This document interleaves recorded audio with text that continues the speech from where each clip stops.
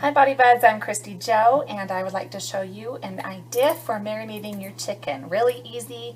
Try this in your food prep and it's delicious. Okay, first of all, we are going to, I use kitchen scissors and we're just going to cube your chicken. Now I do pay extra for the boneless, skinless, pre-trimmed, so we've got most of the fat. Now if I do see an extraordinary piece of fat on there that's been left, then I will cut that off. Now that piece, just so you know, I did wash that first. I'm going to hurry and wash this. We just want to keep that rinsed. Alright, so I'm just going to quickly cube this. Once I'm done, I'll show you. Next we're going to add the marinade. So you're going to take some extra virgin olive oil and we're going to, I have, let's see, about that much chicken in here. So I'm going to ballpark that. I'm going to maybe 3 of these 1/8 tablespoons, which is 1/8 of a cup. So that's 6 tablespoons. Now the thing is, will you need to count all the macros from all this oil? No, because we don't eat all the oil. I mean, some of it's going to absorb, but, and so we're going to be aware that there's those extra fat calories, but we're not going to be so rigid about it. So I wouldn't be afraid to add additional fat to your meal and make it a PBF. So now I'm going to do equal parts with the apple cider vinegar. So I'm doing 3. This is 1/8 of a cup. Apple cider vinegar is amazing for your health. It's great as a salad topper. Some of my competitors who I'm pushing to extreme caloric deficits, we do use a swig of this as an appetite suppressant. You can put some in water and dilute it, or you can just, I typically just go boop, and just like a shot. I don't drink, but like a shot, right? Okay, last but not least, actually we have 2 different parts. And where did it go? Oh, I left it up here. So, it's behind my camera.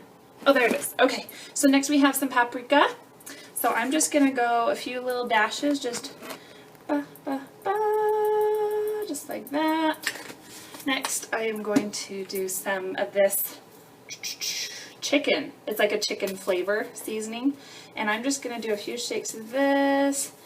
Don't be so worried about perfect measurements when you're cooking. It's going to turn out, if you are just, I mean, trust your instincts. Unless you just have 0 cooking experience. Obviously, you're not going to dump like 1/4 of a cup of salt in something that is small.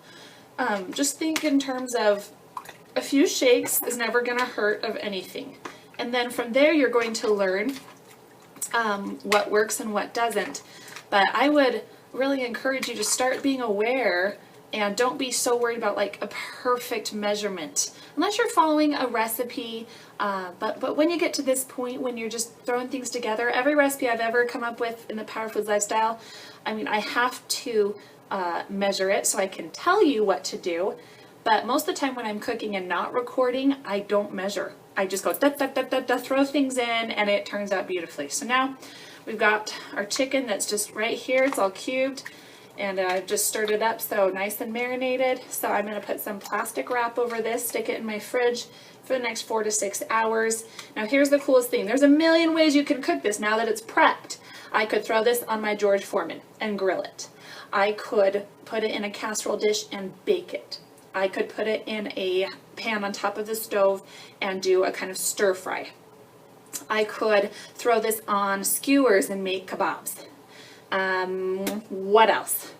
I could, okay, you could cook it in any one of those methods and then take 2 forks and shred it and then use it to make any kind of a chicken salad or anything like that. So the key is that you have some food to work with during the week, so then you can prepare it in lots of different ways. But without this part of it being done, nothing's going to happen. So I would encourage you to prep. There we have it. There's that marinated chicken. Look how good that looks.